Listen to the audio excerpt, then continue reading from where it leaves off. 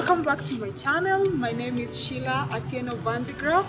I am the CEO of a national youth organization called Youth and Success Association. It is a non-profit organization that empowers the youth and the vulnerable young women across the country. I am also the founder and entrepreneur of a safaris company called Blue Safaris. So for your safaris, reach out to us. We are the best organization to reach out to for your safaris. So I've been asked a lot of times by the young people, by people I meet in forums, in meetings, what did you study? Which is the best course to study? What course should I advise my son, my daughter to study? Where else can, with the current pandemic, which is the best course to go by? And I always, those questions are very, very important questions. But also, coming to think of it, why would somebody want to know, what's the best course? How do you go about it and all that? And for some weird reason, people always expect me to say I did, those major courses that everyone knows of, medicine, engineering, name it. But the moment I tell them I studied anthropology, I see the shock in their faces. They're like, anthropology? So today I want to talk about anthropology. Why did I study anthropology? And I'll also mention the best courses, probably if it was the best, was it the best decision? Was it something that I would rewind and say, no, it wasn't for me? What exactly is anthropology? And who influenced me to do? Was it a parental influence? Was it peer influence? How did I get to know about anthropology? Where do we see ourselves with anthropology? What are the opportunities and job opportunities in anthropology? How much did I get paid after clearing anthropology or within as I was studying anthropology? So what is this big thing called anthropology? So today that's what I want to share, because I studied anthropology and it has been a journey. So when people ask me what's the best course, why study anthropology? First of all, we need to go back to reflect. Where do we want to see ourselves 5 years from now? Where do we want to see ourselves 10 years from now? Where do you want to see ourselves 20 years from now? I think that should be the thing that should build into what course do we need to study. So for my case, it was different. When I cleared my Form 4, I asked my parents, what do you think I should study? And, what I wanted to study and what my parents told me were quite different. So I'm this person who feels like I still have that. I wanted to do a biochemistry. And I really felt biochemistry. I really felt those big books where you carry the books and your shoulder goes like slanting. I don't know, it's crazy. So when I told my parents I want to do biochemistry, my dad was very keen on where our interests were, especially me and my sister. We cleared at the same time.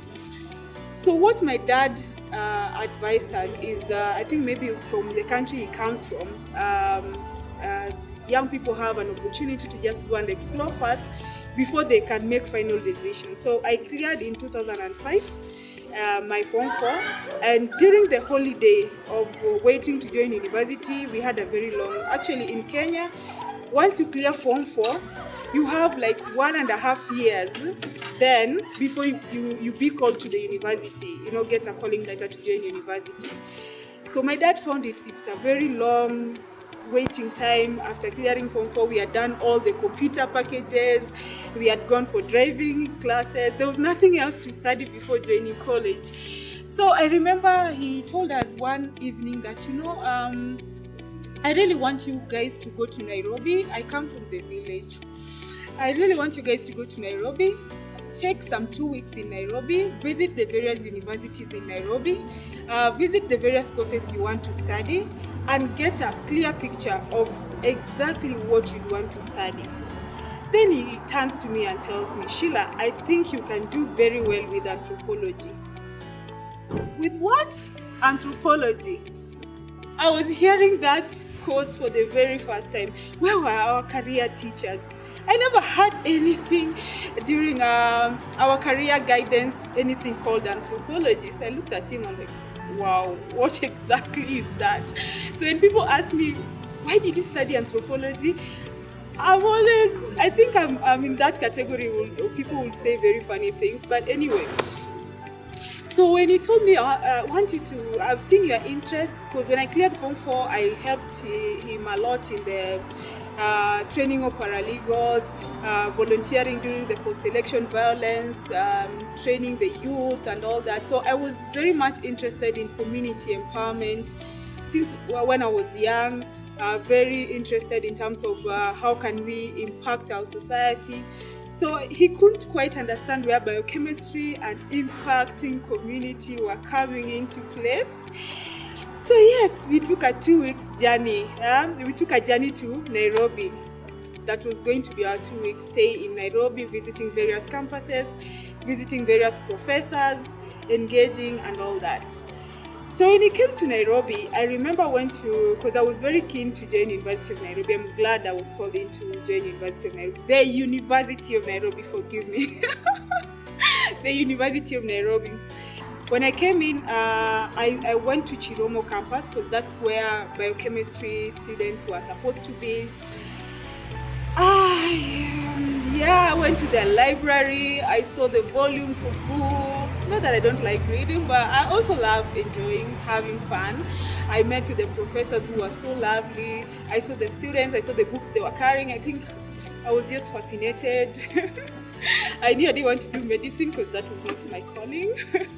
So I also met people who were doing medicine. I met people who were doing various courses in Chiromo campus. Then my sister wanted to study meteorology, so I think it was in the same Chiromo campus.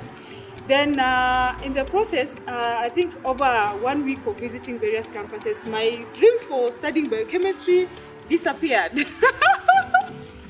And I had to explore now what my dad had shared with me. Now, going back to my secondary school level, during our career guidance, no teacher or our career teacher never mentioned anything called anthropology. So was it the lack of exposure? Was it what our society influences us to be teachers, to be doctors, to be engineers? Where did we lose the mark? Why is anthropology still important in our society? And if it is important, which I think is very much important, why is it not being taught or shared with our students at the secondary level? Or why don't you have a lot of information about anthropology? So I remember when I asked around, so where I want to study anthropology, and the look on people's faces was, why do you want to study anthropology? And to make the matters even interesting, I was coming to the university because my dad said that we can't wait for that long to join university, while waiting almost 2 years.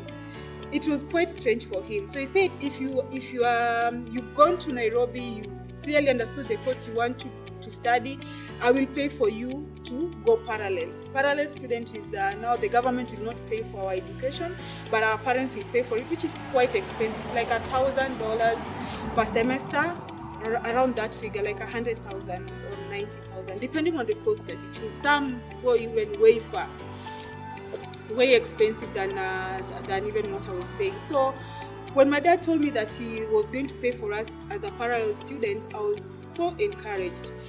So when I asked around and people were telling me, oh, you want to study anthropology? I think that's the study of insects. I'm like, what? I don't want to study insects. I don't want to study insects. So when I went, then I asked some other people who were telling me, oh, you are the guys who will be spending a lot of time in like Turkana, studying people who had died centuries. I'm like, wow, what course is that? Then I keep on telling them, it's not archaeology. I want to study anthropology. But, oh yeah, I understand. You anthropologists are the people who you go around and keep on looking at people's faces. What? Are we not getting exposed to what anthropology is? And then some people were like, do you want to study bones? Yeah. So yeah, I decided to gain courage despite the bones, the insect, and those many stories. I went to the director's office, which was at the National Museum. I was actually told anthropology offices are in the National Museum of Nairobi. So I remember somebody told me we were going to study bones. I really don't want to study bones, so of the dead people. I really don't even want to touch dead people to start with. So when I was told that our office are at the museum, it kind of confirmed that we are actually going to study in bones or whatever. But I took my time to do some research, and that was not it. Like before I went to see my professors and the director and the administrators, I had a rough idea what anthropology, I might be going in for. So when I went to the National Museum, right behind, depends which gate you get into, but the offices are at the museum, yes. But anthropology is not the study of bones or insects. Actually, archaeology is a sub-course within anthropology, but that's not exactly what anthropology is all about. Are there job opportunities? Stick around and get to know if there are job opportunities within anthropology.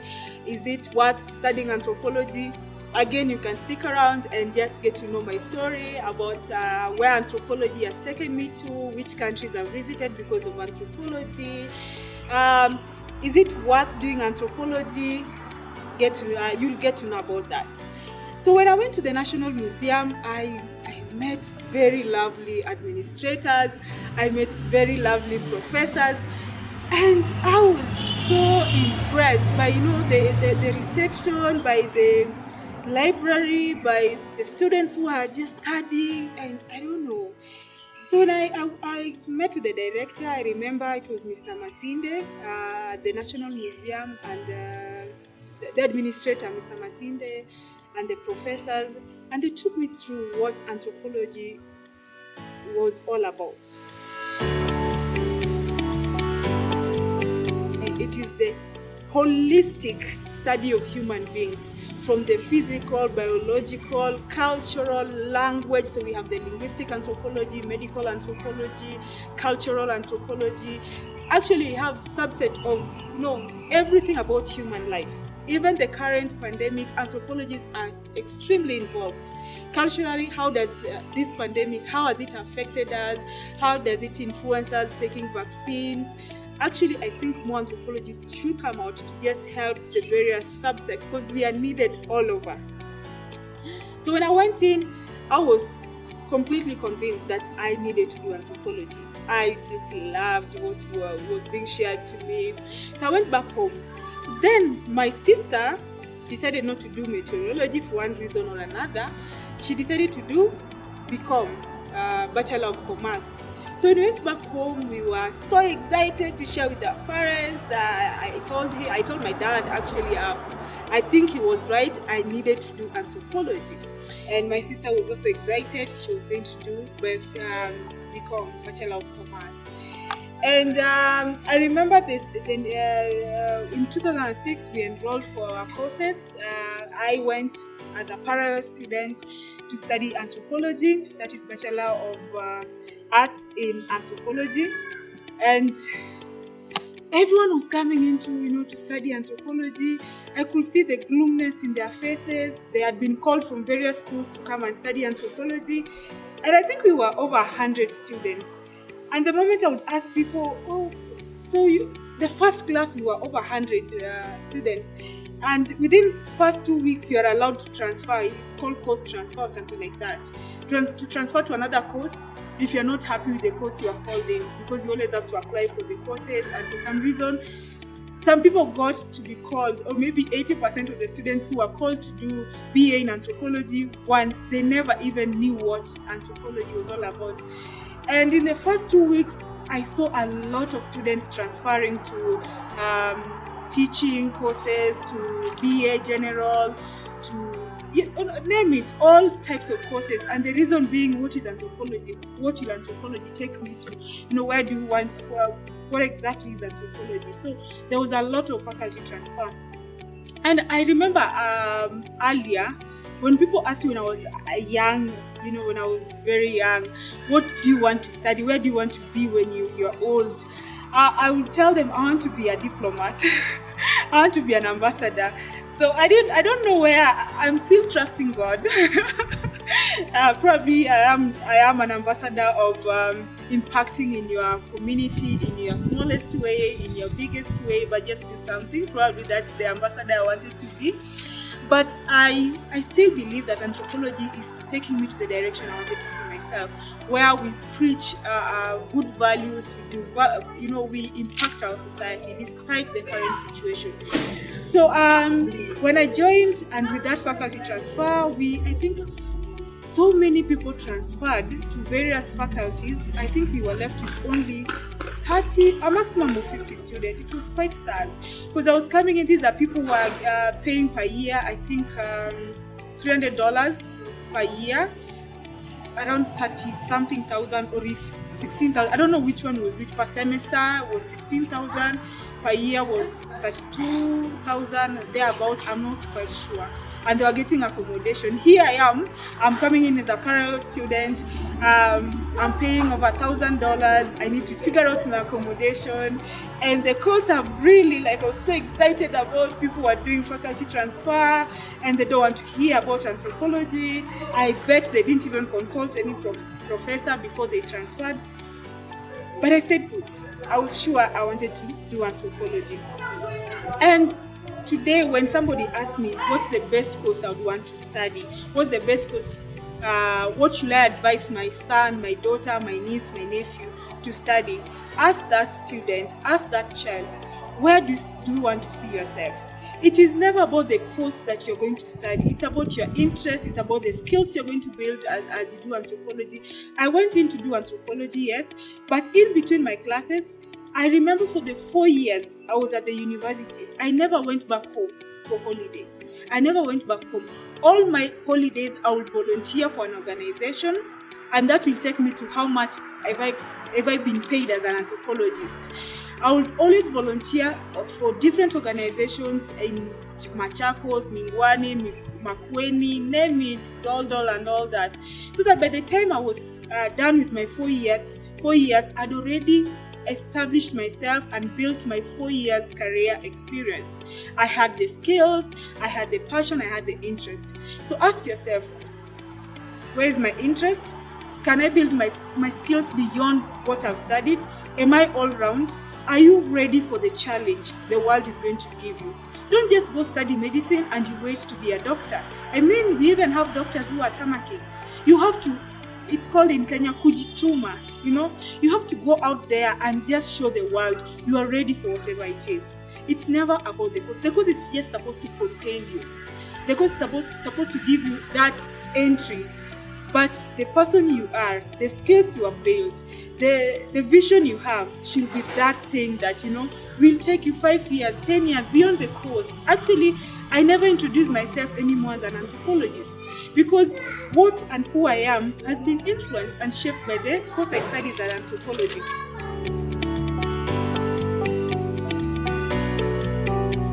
It's just been an amazing journey.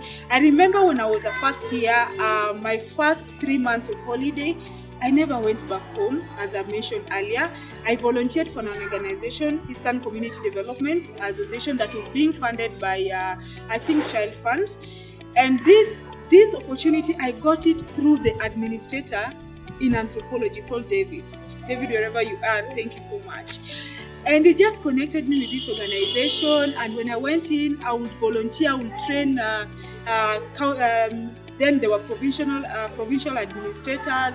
I would train youth on gender-based violence, issues against sexual harassment. Because those are some things we were touching on. We were being taught in anthropology. I will train on children policy, child policy, among other things. So it was a very, but before that I was trained as a peer trainer, I was trained as a facilitator, I had the information, I had the skills. So while my colleagues were going home to enjoy their holidays, I was in the field gaining experience. And I told my parents, I told my professors, I will not be going home. I want to do something. I want to do something. So that's how I got the opportunity. My second year, I again volunteered for the organization, and for this time round, they were paying me 2,000 per day and paying for my accommodation. 2,000 per day, that's 2,000 Kenyan shillings, $20 per day. You're in the community, interacting and all that. So yes, my first salary in a month as an anthropologist will be $600 as a second year student. But it didn't just come from nowhere. I had to volunteer for free for a period of time. Yes, it's so much worth it for the things that I've been able to achieve. I think anthropology has been a backbone to that. I have been in a position to travel across the world to countries that I'd never even imagined I would travel to. China, Switzerland, US, Nini, Africa. I mean, it's just been amazing.